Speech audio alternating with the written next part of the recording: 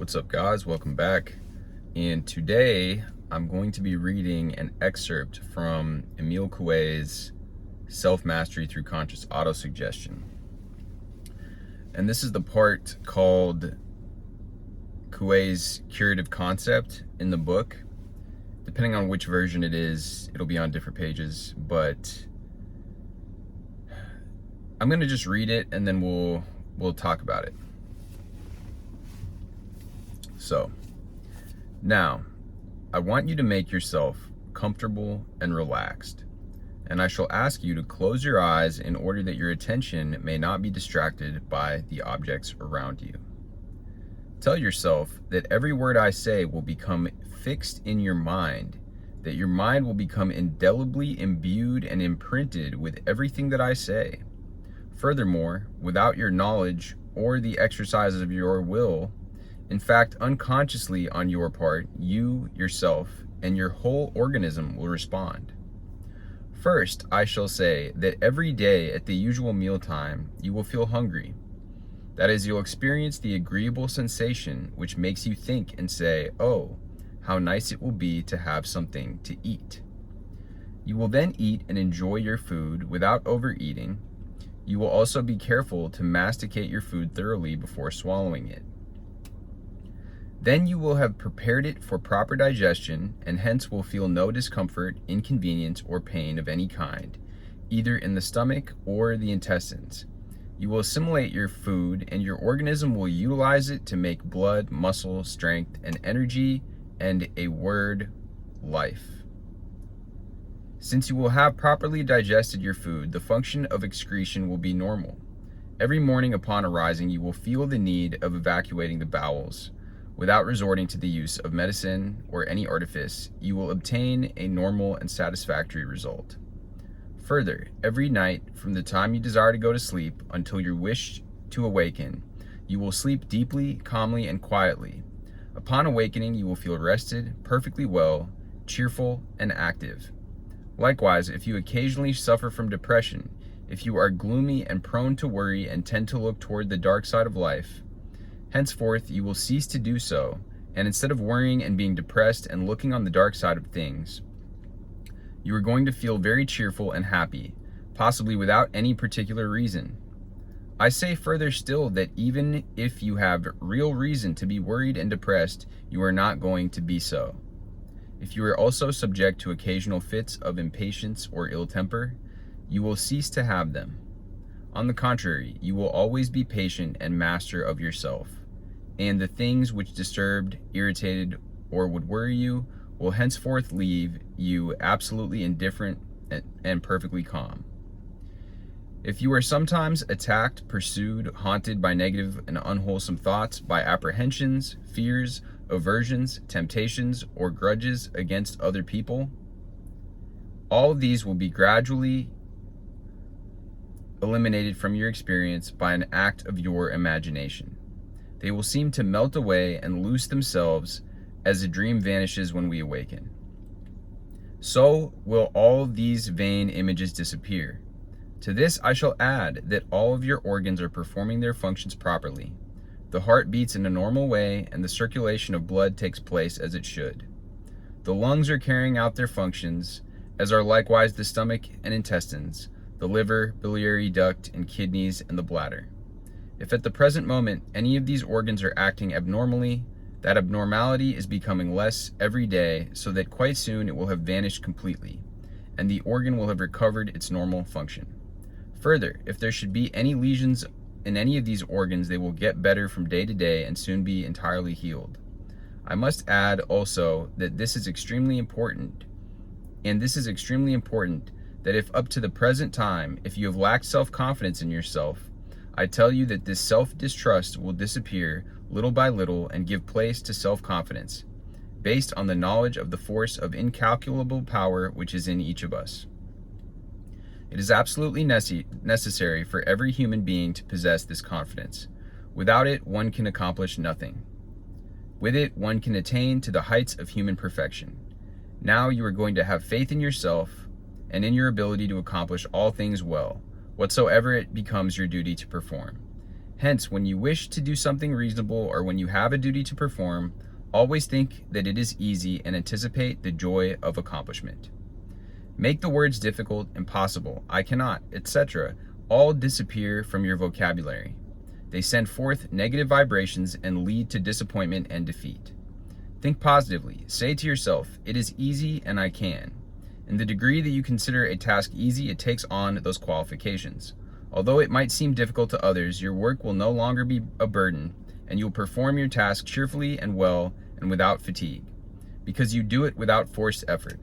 On the other hand, if you had considered the task difficult or impossible, it would have become so for you, and it would have left you tired and perhaps depressed. In short, I mean that from every point of view, physically as well as mentally, you will enjoy excellent health, better health than you have or have ever been able to enjoy up to the present. Now I'm going to count up to 3, and when I say 3, you will open your eyes and come out of this passive state in which you are now. You will come out of it quite natural without feeling the least drowsy or tired. On the contrary, you will feel strong, vigorous, alert, active, full of life. Further still, you will feel very cheerful and fit in every respect. All right, now 1, 2, 3. Okay. Interesting. I mean, so Coue, I believe Charles Baudouin, and some of these other people, Tim Grimes talks about them a lot on his channel. They were all hypnotists, and even nowadays, Tony Robbins is trained in hypnosis, and essentially, this is all a hypnosis that I just read. And by allowing yourself to get in that state, that relaxed state that many of these people talk about, Tim talks about it all the time. Really, what I'm coming to, and I've known this for a long time, but a lot of these ancient teachings, they're all pointing towards the same thing. And what he's talking about, this power that we are able to tap into, that's the same type of power that's talked about in texts from the East, like Buddhism, Taoism, the Tao. It's talked about in the Christianity, like the original form of Christianity, which I'm learning isn't really. So there's this group of people that were from ancient Israel, I believe, called the Essenes, and I've been looking into this guy Greg Braden, who talks about supposedly what is the real history of a lot of these teachings and the real history of our earth, of the population. And he's incredibly smart. He's a historian, but he was a scientist beforehand, and then he has a lot of research that he's done, over decades worth of research, and so really fascinating stuff. But a lot of the teachings from some of these older texts and older groups of people, and things are, as I mentioned in the previous video, a lot of things are coming to light. We're in this time now where the internet, there's such a profusion of information on the internet that so many more things are available, and there's so much more information. And one of the things with that is lining up and seeing the parallels in a lot of these ancient teachings, whether they're from ancient Egypt, the Emerald Tablets, the Kabbalion, ancient Greek philosophy, Stoicism, Christianity, like I mentioned, things from the East, Ayurvedas, Chinese medicine, all of this stuff, it's all pointing towards the same direction. That is, the body, by becoming in the state of relaxation, we're exiting that fight or flight state, and now we're able to utilize that power, that divine power. Maxwell Maltz calls it the success mechanism. Everyone's going to refer to it in their own language. And when we're able to do that, we will notice. And when we begin to bless our bodies, another way of saying it could be prayer, but when we begin to affirm to our bodies, there's another text that I was looking through recently called the I Am Discourses by this guy, Saint Germain. And he uses the word qualify. When we're qualifying these statements or affirming these statements to ourselves, it is allowing that success mechanism, that God force energy, that divine energy, that source energy to permeate and to heal. And we see this happening with people that, what is the placebo effect? Really, everybody's come to this understanding that you are the placebo, right? As Dr. Joe Dispenza says, you've given your body permission to heal by believing it to be so, by believing that this sugar pill, in the case of a placebo or whatever it is going to give you that healing. But even when you go to healers, often healers will tell you, people that are have backgrounds in energy healing or things like this, they're saying you're the one that is doing it. It's almost like by us being here to facilitate this, you've given yourself the permission to accept the healing. So really, really interesting. This whole entire thing is really cool because it's going from a bunch of different angles, whether it's confidence with the health, and affirming again that our body is working and everything is working perfectly. There's been other information that I've come across recently too that is like, and a lot of people that are into energy healing, Chinese medicine, people will be able to, and the more in tune that you get with your body, you'll be able to tell if you have some sort of energetic blockage in a certain area, if there's a certain area that feels off. And sometimes there's been people that have come out and said, yeah, I knew, I had this knowing that I had this issue, then they went to go get an exam, it turned out that they were right? And so I think that really, as we're able to tap more into this, maybe those things are possible for all of us to be able to become more aware of our body. Wim Hof is able to regulate his nervous system. That's how he's able to go into these extreme climates and be all right. Well, the ability to regulate and be in tune with the nervous system, although the nervous system is something that regulates itself, like from the subconscious, the body is just doing its thing, being in touch with that and being able to affirm the health of the body and that everything is working in accord is really great. I could go on and on about parallels from all of these different teachings. Really, at the crux of it is just the fact that we have this power. We really do have this power. We're tapped into this divine energy, whatever you want to call it, that resonates with you, success mechanism, the field, as Joe Dispenza says. And there is, like, science has proven and that there is this field. It's not up for debate anymore. So are we tapping in and using that to our advantage, or are we allowing our thoughts and things to become discordant? It's another thing that I heard recently is like, the strings on a guitar, well, they resonate with each other. That's why when you tap one string, the other ones vibrate too, and they resonate.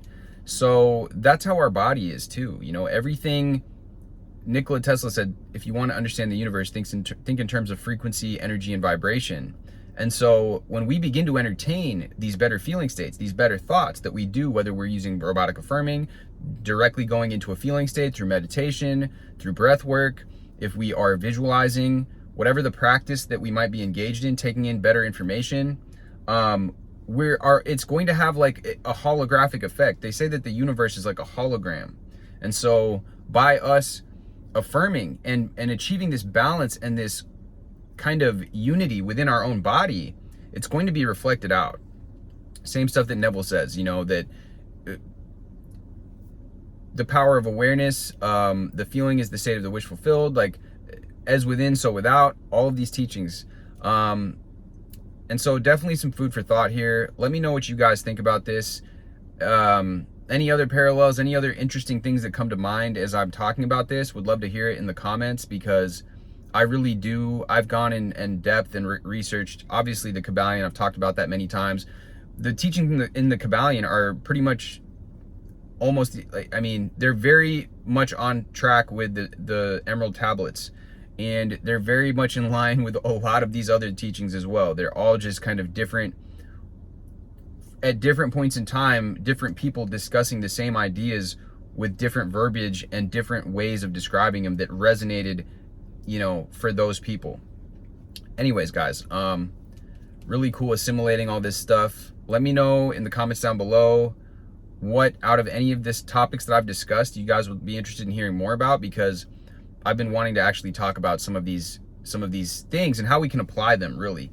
It's one thing to just read the books or study the text, but really what I want to be able to do is like bridge the gap so that in our modern in a modern way, we can really apply them in our own lives here right now. Because a lot of these texts, a lot of these things, they're very dense. It's harder for us as in this time and day and age to be able to relate and to be able to take out the nuggets that we can apply and really use. So with that being said, guys, much love as always. Drop this video with a like, hit me with a subscribe, and I will see you guys in the next video.